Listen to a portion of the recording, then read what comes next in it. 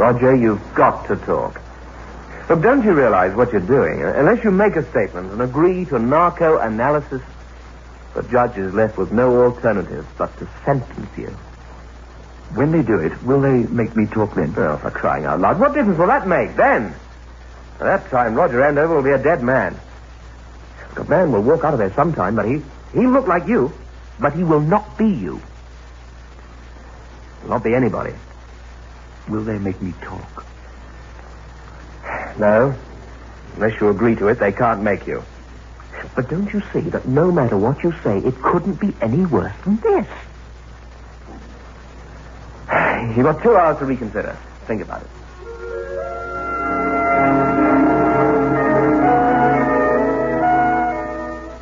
When my attorney left, they served my lunch. Very delicious, if you like prison fare. I was in a bit of a mess, but I didn't have a lot to say. It all started because they, Stuart French and his wife, told me I'd be bypassed for the vice presidency of the company simply because I was a bachelor.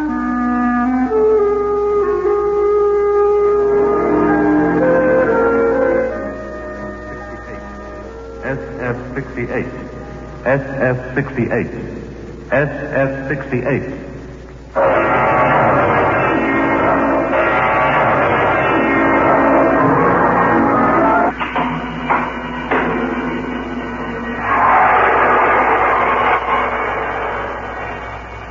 Biotex, the new soak and free wash powder, brings you SF68. Stories which plunge vividly into other worlds, other dimensions, other times. SF68.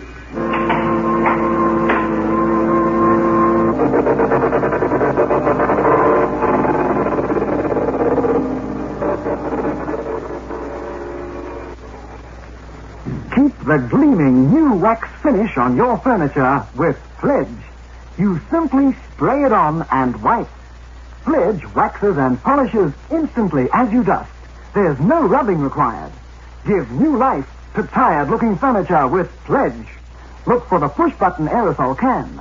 Pledge, now only 59 cents. I feel like a new man. It's a lovely day today. I thought you had flu. I took a Grandpa headache powder, and I'm well better. When colds and flu are about, Grandpa headache powders are what you need. Grandpa headache powders work fast because they dissolve almost immediately. Grandpa makes all those dreadful flu symptoms disappear quickly. So, whenever you're in pain, get fast relief. Get Grandpa headache powder. Ah, Grandpa.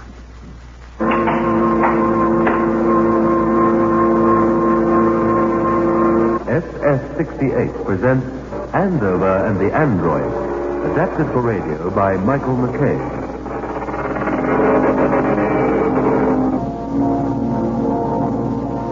Andover and the Android.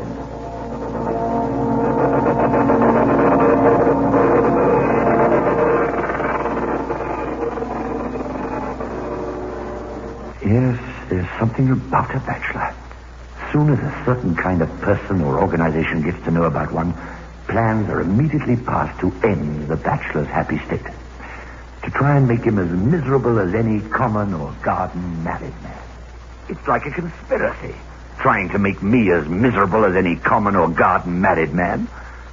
Why should I take this simpering female to dinner if I don't want to? I'm sick and tired of Mathilde's efforts to get me married off to every visiting cousin and niece who... That's hard bad for you, Roger. Why do you persist? Because I enjoy it. No, blast it, I don't. I'm seriously considering going back to cigarettes. Just the thought of all those smelly, cluttered ashtrays. Look, old man, if you want the vice presidency, you have to be married. It's as simple as that. Mathilde wants to keep it in the family. What do you women have against bachelors? You're safely married, and so is Mathilde. Why can't you leave me alone? I'll go and powder my nose. Leave your men to sort it all out. Bye. Sort it out? Nothing to sort out. Blast it, Stuart. If I were you, Roger, I'd give the idea of marriage a lot of consideration. You know Mathilde's the one who will actually make the choice of the vice president. Not that Evan would admit it, but it's true. And she won't choose a bachelor. They consider it, not quite normal. Not quite normal? Just because I love my music and my books. Just because I've yet to meet a woman who could possibly share my interests without cluttering up my life with a lot of nonsense about changing the flat and having a tribe of messy kids clambering over everything. Stuart, I can't abide women. I know sometimes they're Sometimes? Well, they have to run everything. They interfere. They try to manage men like they manage money. No, thank you. To blazes with it, Stuart. I like living alone. Not quite normal. Not quite normal. Not quite normal. The fact that I've always considered marriage slightly irregular never seems the least bit odd to me. It's inexplicable to women. During the next few weeks, I found myself attending innumerable parties, playing bridge with innumerable women, ranging in age from 35 to 60, all possessing one trait in common: eligibility. The webs of society closed on me. There was a certain Mrs. Arbach, a widow. The night she proposed dinner in her flat, with her doing the cooking, I panicked. The next day, I boarded a plane for New York. Within 2 hours of getting through customs, I was in the offices of Android Incorporated. Still managing sales over there in England, huh? Time a bit of promotion came your way. Yes. I'm afraid I don't have any need for any more of those circuits you people made up for us, using magnetic tapes now. I'm not here on company business. Private business, you might say. Private? Well, I'll just tell my secretary Very not to interrupt us. I'll have a fix of the drink. No need for all that. I want an android. I want you to get me one. You want... You know better than that. You know an individual isn't allowed to own androids. At this point, I'll explain, in case you don't know, just what an android is. It's a man-made human being. A robot, if you like. Only a highly developed one. One that can, practically pass for human. Talk. Perform various functions. Ah, the wonders of science. Cullen was put out. You're joking. No, I don't want androids. Just one. Made to my specifications, which I have brought with me. I'm not joking. I'll want it by the end of August. You're out of your mind, Andover. I'd be rehabilitated for a thing like that. I couldn't get away with it in the first place. There are too many channels. Remember that contract Android Incorporated had with us in Britain? $1,700,000, wasn't it? You ought to know. You handled the contract. It seems I remember that Android Incorporated paid $2 million. Of course, I could be wrong. What are you driving at? $300,000. Where is it, Mr. Cullen? Floating about somewhere? I see you've moved to Washington. Mansion, 2 cars. You're playing the stock exchange with big funds, aren't you, Cullen? I'm sure if I did a few hours' work, I could find out just where that missing $300,000 went to. Blackmail? Sort of, old boy, sort of. I could forget I knew about it, though, for a small consideration. After all, you put in some hard graft to make the money. Who am I to say it was dishonest? What do you want? What I said. An android. Qualifications: height 5'5", weight 8 stone, average intelligence and looks, fully coordinated to handle the routine complexities of situations that might arise while functioning as a housewife. I want you to have it, her, ready the last week of August. I'll get in touch with you before then and let you know where to deliver it. Oh, yes, and have several empty tapes to be filled in by us. You're insane. That's several $1 million worth of equipment you're ordering. And you want it just like that? Cullen, I know you can have it made up for experimental purposes and no questions asked. I could get Panowski to work one out. But he'd want it back for checks every so often. He'd create it if he couldn't have access to it. Well, Mr. Cullen, it's been most pleasant. New York's looking beautiful at this time of the year. I'm sure you can arrange the details. After all, it isn't every day, or every year for that matter, that one can make 300,000 tax-free dollars in exchange for a little favor. Cullen had no option, of course. They made me my android. I must say, she was absolutely remarkable. Lydia, my dear, you've heard me speak of Mathilde and Evan, haven't you? Why, of course, Roger. How do you do, Mathilde? Evan, it gives me such pleasure. And Stuart and Eleanor? Eleanor, I've heard so much about you, my dear. I think your country's wonderful. Average looks, I'd ordered. But she was a little more than that. I would have defied anybody. She was simply a good-looking, pert, sophisticated, all-American woman, aged round about 28. Mathilde and Eleanor were satisfied. I looked forward to a return to my pleasant, routine life, and to the presidency into the bargain. I was ideally happy. When we were asked out, Lydia performed perfectly. When we were left alone, I shut her away in a cupboard. The first shock came 3 months later. I got home one evening and found the flat and Lydia's cupboard empty. Apart from the fact that I was worried, I'd become used to her, blasted. And then there was the embarrassment of the woman in the lift. Lovers quarrel, Mr. Andover. Did she take her belongings?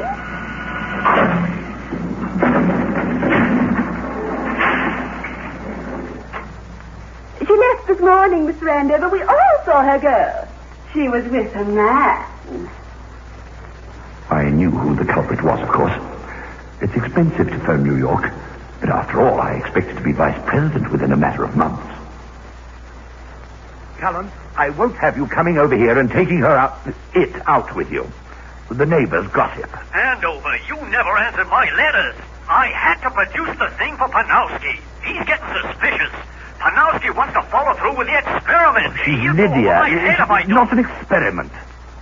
What? She's... Oh, blasted, the thing belongs to me. My android.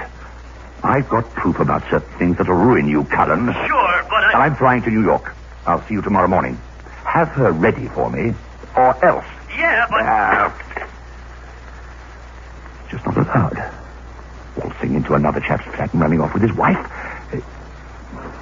Anyway, it's my ruddy android. Doesn't seem the same without her. Over there in a cupboard.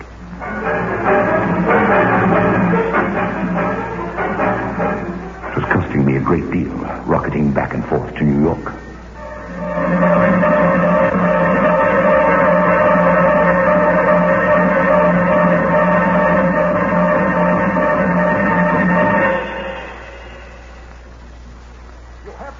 My position, Andover. I told Panowski we were developing it for use in institutions, and he's curious about when we'll go ahead with production. He doesn't understand why no one else knows about it. He tested it all night, brought it back this morning. Cullen, is Panowski the only one who knows about it? Apart from you and me, of course. There were others helping, of course, but they never saw the finished thing. It was just another job to them. But think of Panowski. He's a genius. You can't blame him for wanting to see how his creation's coming along. Not at all. I don't blame him for being curious. I just blame him for being alive. What? Nothing.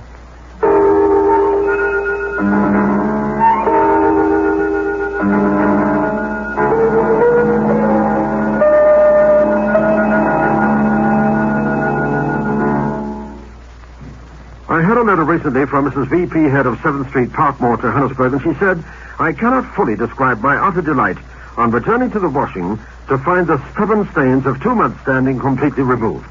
I am so glad I discovered your product, Biotex. And now Mrs. J. Longman of Cambridge, West East London, wrote to say, just a word of thanks for your new soak and wash powder, Biotex. I find it almost too good to be true. I've just finished my first packet, and I washed all my baby's woolens with it, and they really do stay white. And what is more, they keep their shape so well, too. Once again, thanks for a wonderful product. I'm just hoping you won't wait too long before putting a large economy-size packet on the market. Well, thank you, Mrs. Head of Parkmore, and Mrs. Longman, for your endorsements. I, too, can endorse Biotex by making certain claims to you, ladies, the most important of which is that with Biotex, the stubbornest, the very stubbornest stains just vanish merely by soaking.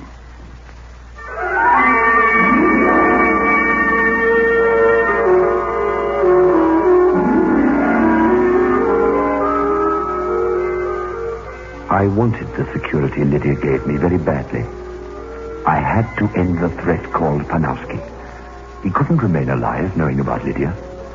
He might demand Cullen produce her again and again. He might even have wanted to change her. Panowski held her very life in his hands. I didn't keep her in the cupboard anymore. She sat with me in the evenings when I read my books or listened to my music. I mean, would you like to be kept in a cupboard?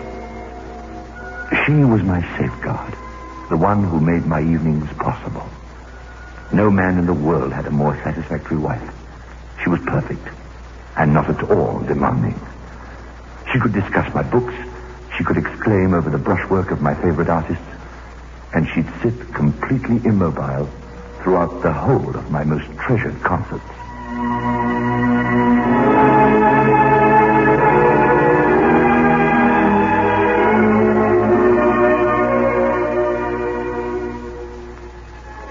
Lydia, we'll go to New York tomorrow and get this settled once and for all. We'll see Panowski. Rent a flat.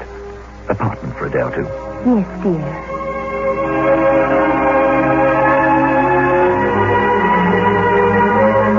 Best thing I ever turned out.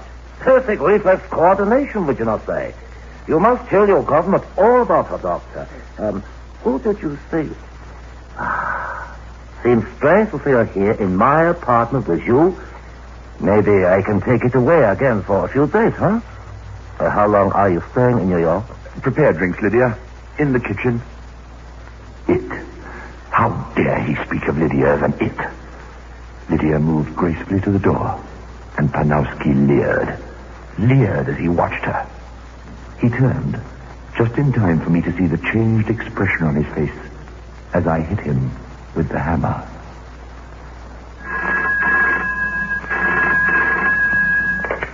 Andover? Andover? This is Cullen. You've got to get rid of that android. Panowski's been killed. Panowski? Murdered in his apartment. Oh, it's terrible. But what's more terrible is the android. If they find Panowski's papers, they'll know he made it. Andover, now listen. Are you drunk, Cullen? What android? Do you understand what I'm saying? We'll both be sent up for rehabilitation. Well, Cullen, if I were you, I'd make sure no papers were found then. Andover, you can't. It's good sense, really, not to allow the populace at large to own androids. Too many have been used in the past for nefarious activities. Of course, they weren't like Lydia. Not at all. There's never been an android like Lydia. Lydia was good. She'd never have done anything wrong. We flew back to Britain, Lydia and myself, and our life continued happily for a while. It was at a party given to celebrate our first anniversary that she showed the first signs of malfunctioning.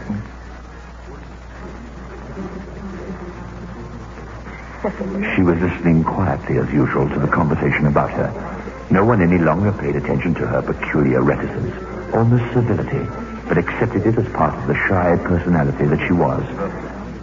I saw it first. There was a sudden clawing of her fingers, a look of dissolution passed over her face.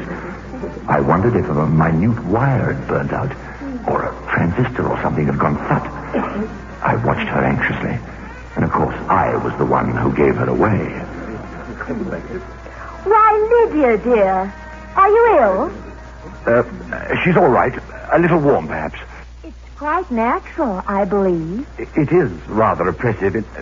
Open a window, perhaps. Why, Lydia, do you mean that you and Roger are expecting? Well, congratulations. Of course not. Of course, dear. Mathilde, you don't understand. It's the heat. Always. Oh, really, Roger, she should know. How foolish you are. You should be happy like Lydia.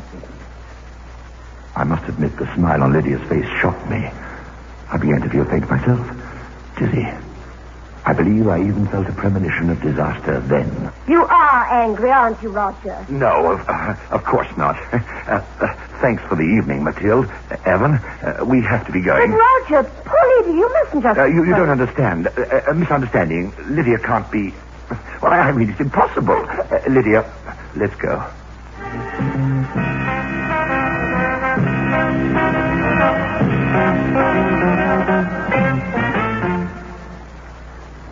We went home. I changed while Lydia mixed me a drink. I had to think. I didn't know what to do. I mean, this was unprecedented. I couldn't even ask Panowski about it because I'd killed him. Then, while I was changing, I heard the dishes crashing to the floor in the kitchen.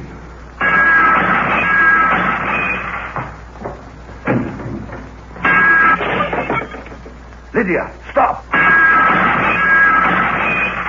Lydia, I order you. Look down. Lydia, stop it. Stand still. She didn't lift another dish. She stood without moving, one arm outstretched in the act of picking up another plate, the motion incomplete. On her face, there was a meaningless, frozen smile. Lydia, turn round and walk into the living room. I didn't know what to do. Apart from the fact that the neighbors would all know we'd been having a row, I had to do something. Lydia wouldn't move. She'd gone wrong. I phoned Cullen. He was scared stiff. I told him he had to come to England. He made a million excuses, but I had quite a hold over him. He arrived 48 hours later. Sit down. Sit down, Lydia. Sit down, you stupid grinning... Cullen! Don't you talk to her like that. Andover, be reasonable. She's a... Blast it, man, you're dealing with an android. You talk as if you... Her arms, they... Oh, give me a cloth or something to put over her face. I can't stand the way she's looking at me. You can't cover her up. If only you hadn't have gone through with this crazy business, Andover. We'll have to get her fixed, won't we? Have to cure her. Cure her? But there's no one to cure her. Panowski's dead. There's no one else. But people will want to know what happened to my wife, to Lydia. She can't just disappear. I mean, Cullen, you've got to help me. Find anyone, the best brain available. I'll pay anything. Okay. I'll do what I can. I'll try. I'll have to take her to the States, though. But how? I'll have to have her... Well, 3 crates should do it. You can't take her to bits. How else do you suppose I'm going to get her through customs?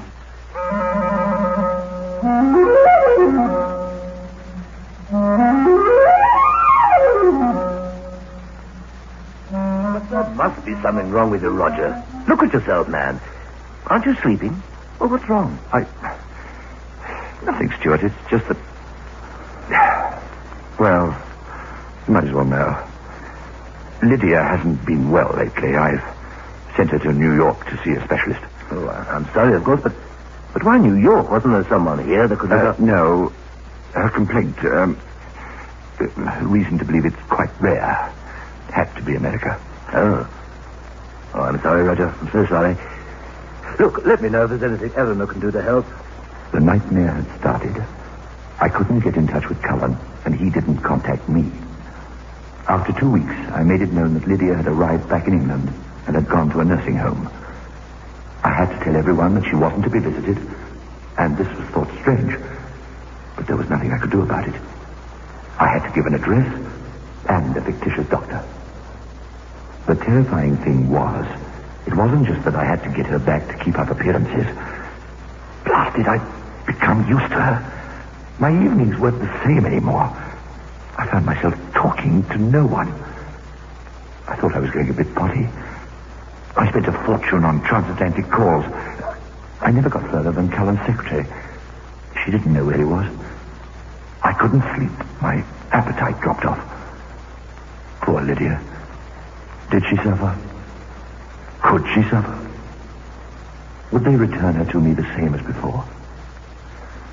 In my imagination, I saw her smooth plastic skin being peeled back, and her wires and tubes and tapes exposed to strangers.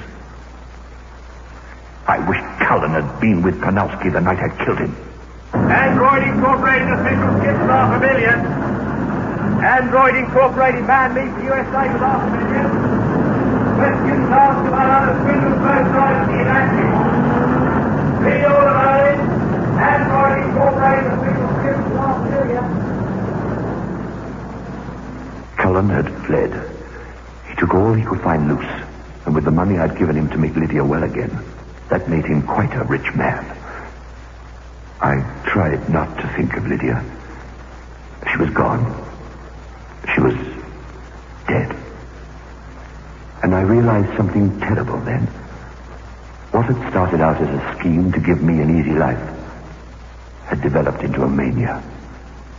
I couldn't live without my android. And then they came for me. Or rather, one man came for me. Mr. Andover, Inspector Farrell, New Scotland Yard. I'd like to ask you a few questions about your wife, if you don't mind.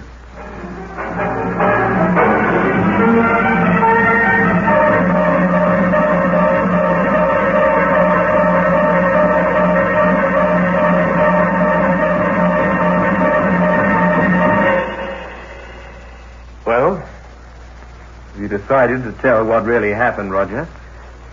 I warned What you... happened? I thought the evidence made it quite clear what happened. My wife was unfaithful, and I killed her.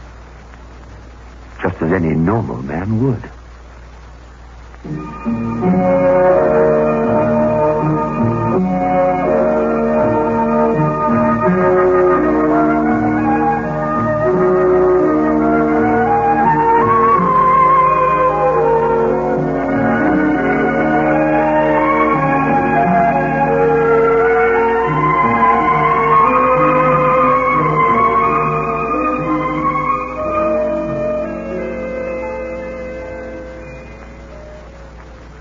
I've been reading letters from ladies who've used biotechs, and they're enthusing about this new product. They've endorsed it, and I've given you their names, and you'll hear these endorsements on the air from time to time, plus many others. My own endorsement is that with biotechs, ladies, the stubborn stains will really disappear. They just vanish, and merely by soaking. You can use biotechs for whites and for colors, too, for all your textiles and, of course, for synthetics. And biotechs has no bleach. I say it frequently. Let soaking do your washing. And the big thing about biotech is that it works in a biological way by using the natural enzymes. By this I mean, biotech is completely different. It is something you have never had available before. Now, its name is BIOTEX. And no matter where you live in this country, you can buy biotech for yourself and for your family. You have just been listening to Andover and the Android by Kate Wilhelm. Brought to you by Biotex, the new soak and pre-wash powder. Andover and the Android was adapted for broadcasting and produced by Michael McCabe. Listen again next Friday night at 9:30 to SF68.